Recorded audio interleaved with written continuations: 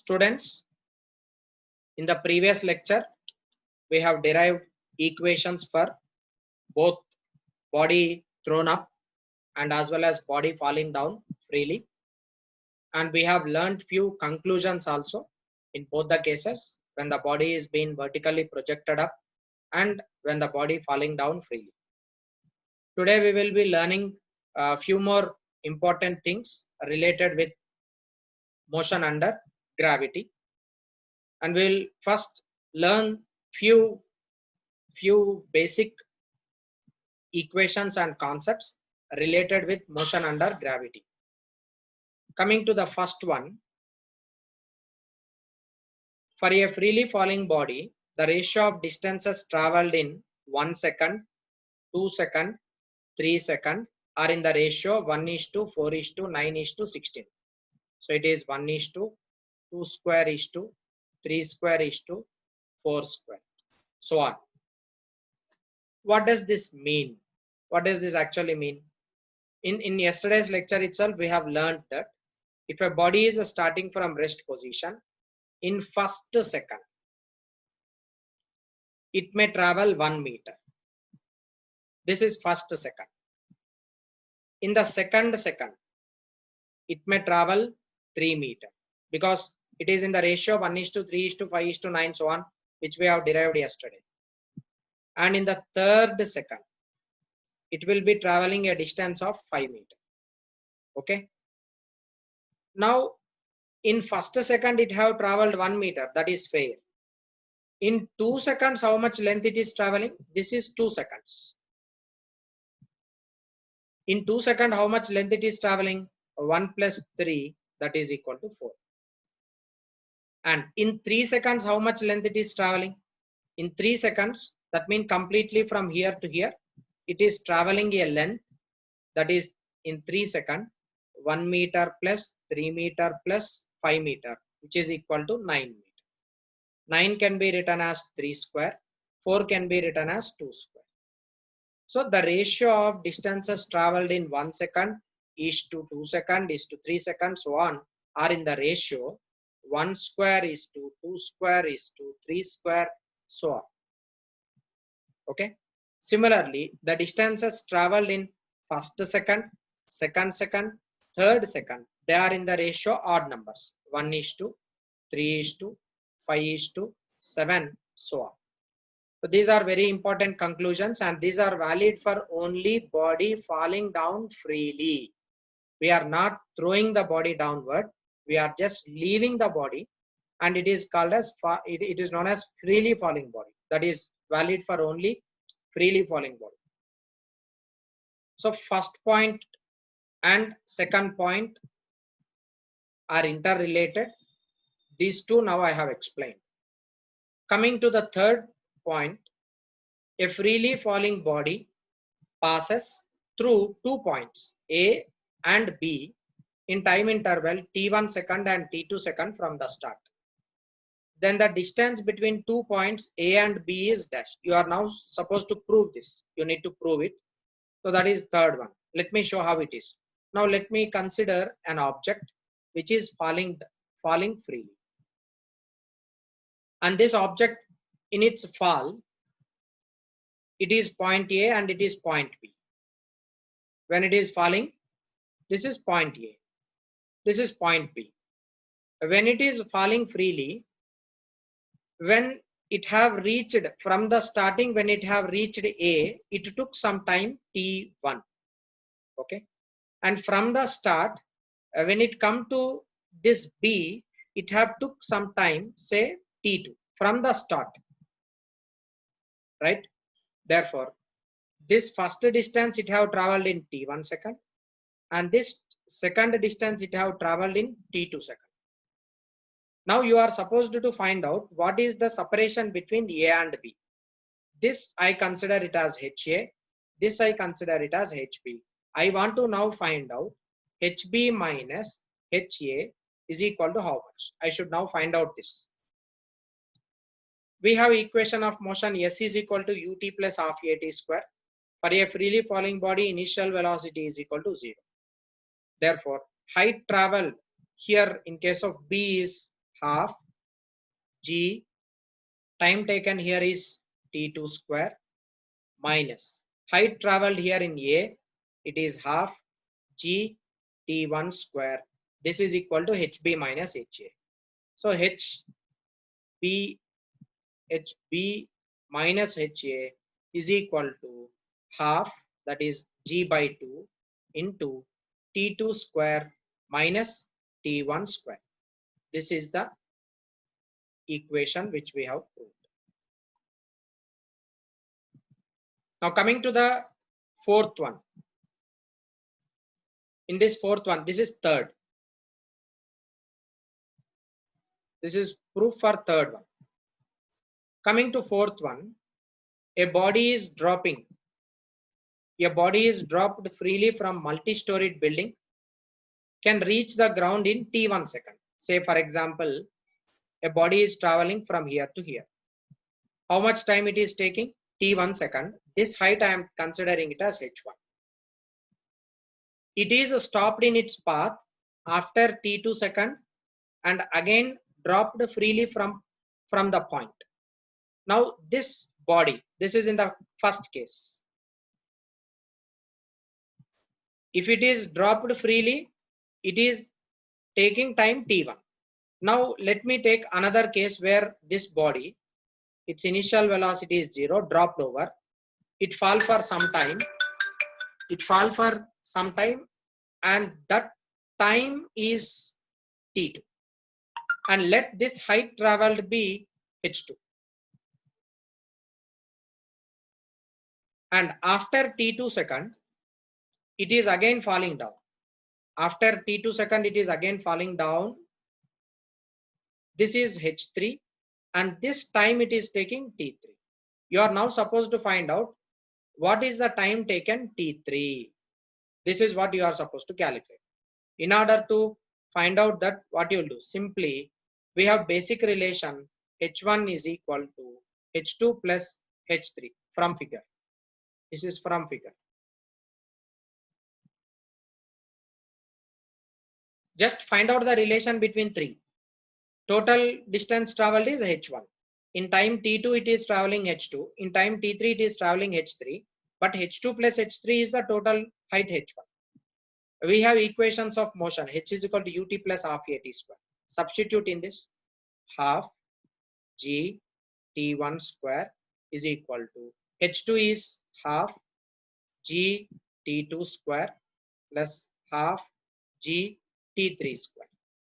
Half g on both sides gets cancelled. t1 square is equal to t2 square plus t3 square. From this you are supposed to find out t3, which is under root t1 square minus t2 square. This is the relation between 3 times. Question for your sake. If question is understood, then you can solve this problem easily. See, you have a body. This body is being projected with some initial velocity which is not equal to 0. This body goes up. Now when this body is going up, it goes up to a height h, and that particular point at some height we are treating it as a. So when the body is going up, in order to travel from ground to a, it is taking time t1. But it is not stopping over there. It still goes further to some height.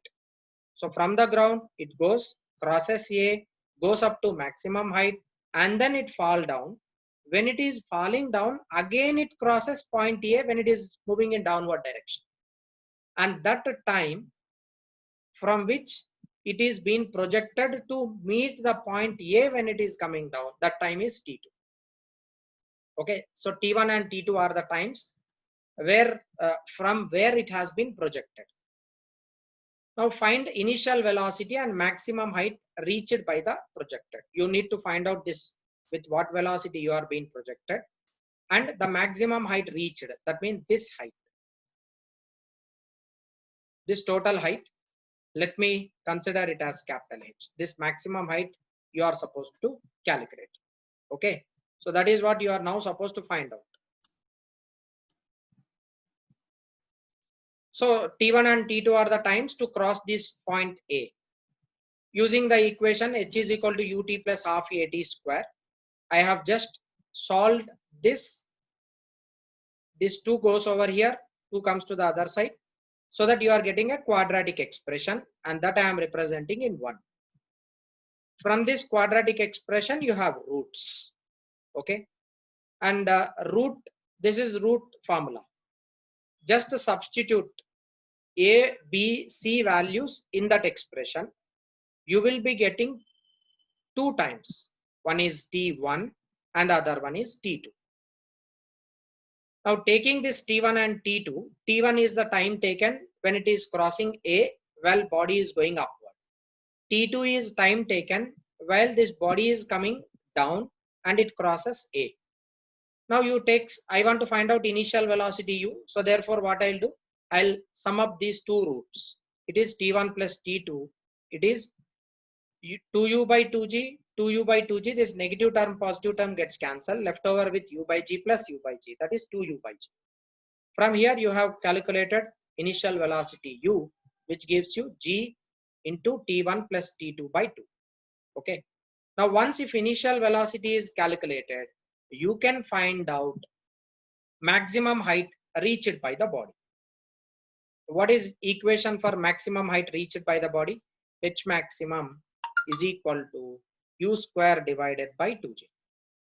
So H maximum is equal to u square, that is g square by 4 T1 plus T2 whole square divided by 2 into g. This g and g gets cancelled. Leftover will be 1 divided by 8 into g T1 plus T2 whole square. This is the final expression for maximum height reached by the body. Now let us solve one problem based on motion under gravity. Drops of water fall at regular intervals from the roof of building. Height is given as 16 meters. This is a building. And this building height is a 16 meter. Building height is 16 meter. The first drop strikes the ground at the same moment as the fifth drop is ready to leave from the roof. Find the distance between successive drops. So look here carefully. I'll change different, I'll use different colors. First drop has started here and it is coming to this point. First drop, it is traveling total distance, that is 16 meter it is traveling. Second drop, it is left with some particular time. This is second drop. And coming to the third drop, it is here. This is third drop. Fourth drop, it is here. And fifth drop, it is about to start. That is given in the question. Okay, understand it carefully. First drop strikes the ground at the same moment as the fifth drop is ready to leave from the roof. So when it is about to fall from the roof, first drop has already reached the ground. Now you are supposed to find the distance between successive drops. So that means you need to find out these distances. Okay. In order to find out the distance, we will be using equations of motion. Now let me consider this is height traveled by the first drop, H1. This is height traveled by the second drop. Height traveled by the third drop. Height traveled by the fourth drop. And this is H5. Okay. And it is mentioned that these two drops, like each and every drop is falling down at regular intervals of time. Each drop fall in regular intervals. So each drop is falling in regular intervals. So let that interval be t second, right? So let that interval be t second. So if it is t second, I can write starting from the beginning. I can write, see, h4. How do I write h4? I can write h4 as h4 ut plus half gt square. It is half into time taken to travel from here to here. Okay. So regular interval, I am taking it as t. So this is first interval. I will be taking it as t, half into g into t square. Let me take this as equation number 1. That is h4. Coming to h3.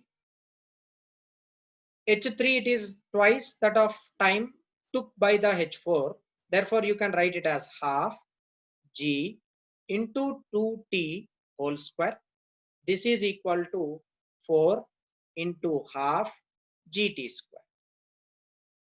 Okay. Next, come to h2. This is half g into h2 is taking how much time? 1, 2, 3, 3 times. So that is 3t whole square. This is equal to 9 into half gt square. Clear? Now coming to h1. This is equal to half g into, what is this time taken? Total intervals will be 4. Therefore 4t whole square, which is equal to 16 into half gt square. Right?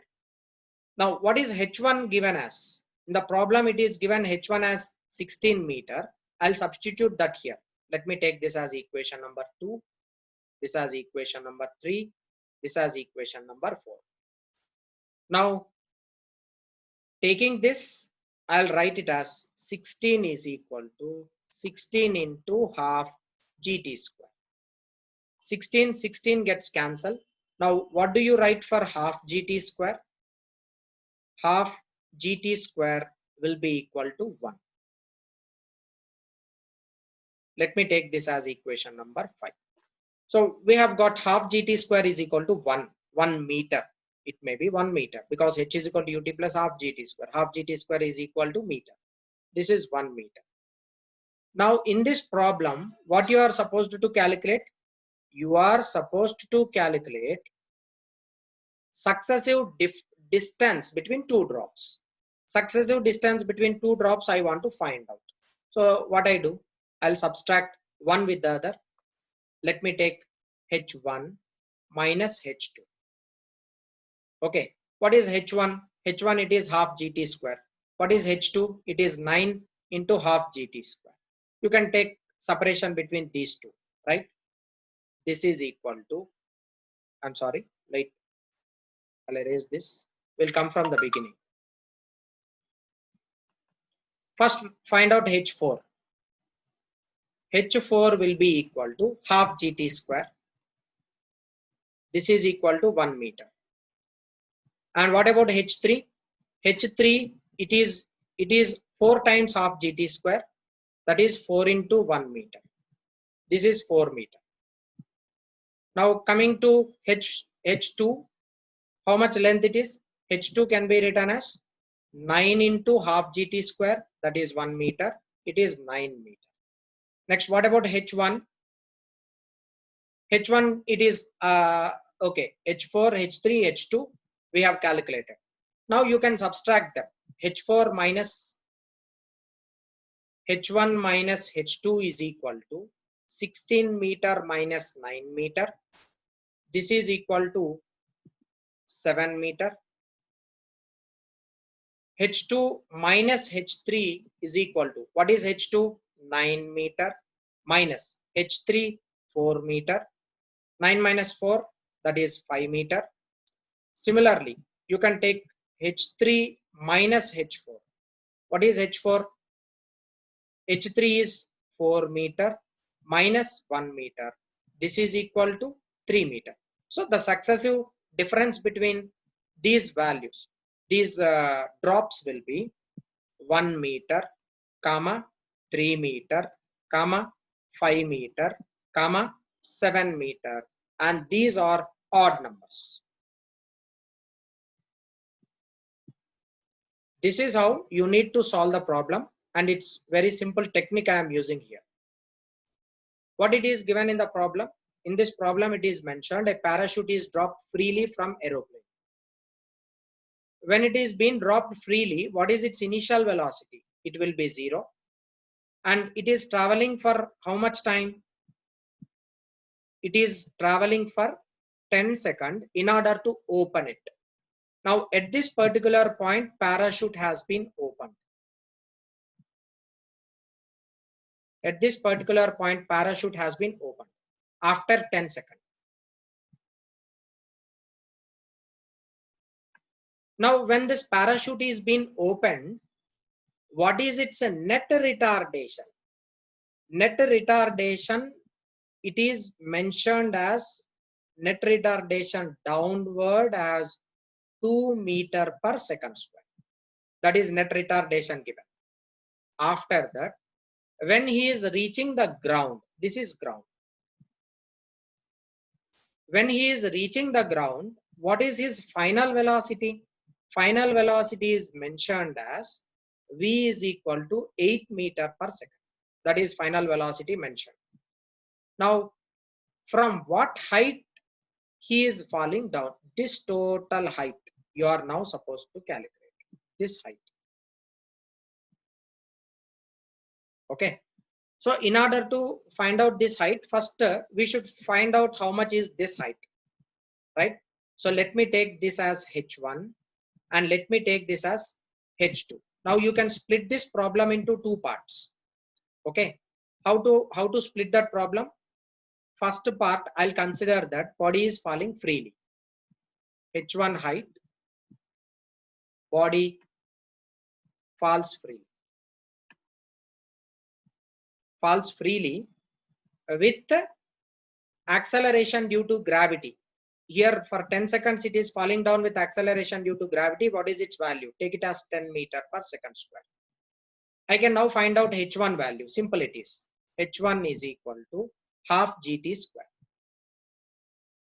This is equal to 10 by 2 into 10 square. This is 5. h1 will be equal to 5 into 100, 500 meter. This is part 1. Now coming to part 2. Coming to part 2, check it up here. In the second part, it is traveling height h2. Let h2 is height traveled with retardation. It is traveling with retardation 2 meter per second square. Okay, I want to now find out this h2. How do you write equation for h2? h2 is equal to ut plus half at square. But I cannot use this. I cannot use this equation because you do not know what time it is. This time you do not know. So t is unknown and u is also unknown. Only a is known to you. So you cannot use this equation. Then what is the other equation which we have? We can use, see, final velocity is given to you, right? Final velocity is known. That is v. It is 8 meter per second. So what I do, in order to find out this h2, I should find out this initial velocity u dash is equal to how much. So simply I'll use third equation of motion so that I can write h2 is equal to v square minus u dash square divided by 2 into a. This is the equation which I need to use. For that I should find out u dash. In order to find out u dash, let me take this as equation 1. We do not know u dash. I should now find out u dash because at this point, what is its initial velocity? I'll be taking v is equal to u plus at equation. So here v is nothing but v is u dash. U is equal to 0. A is equal to g, which is equal to 10 meter per second square. And time is also given as 10 seconds. I'll substitute that here. What is v? U dash is equal to 0 plus 10 into 10. So U dash is equal to 10 into 10, 100 meter per second. This is U dash which I have obtained. Taking this U dash, substitute over here. H2 will be equal to, what is V square? 8 square minus U dash is 100 whole square divided by 2 into acceleration is 2. Retardation it is mentioned as. So H2 will be equal to 8 square is 64 minus retardation it is mentioned. So this should be taken as negative 100 square. This is 1, 2, 3, 4 divided by minus 4. This is equal to, you can just subtract that part and find out the value of H2. You can just subtract that 10,000 minus 64 and find out. After calculation, we have got H2 as 2484 meter. I'll substitute that over here. H1 will be 500 meter plus H2 is 2484 total in meter. Therefore, H will be equal to 4 and 8. 5 plus 4 is 9 and this is 2984 meter.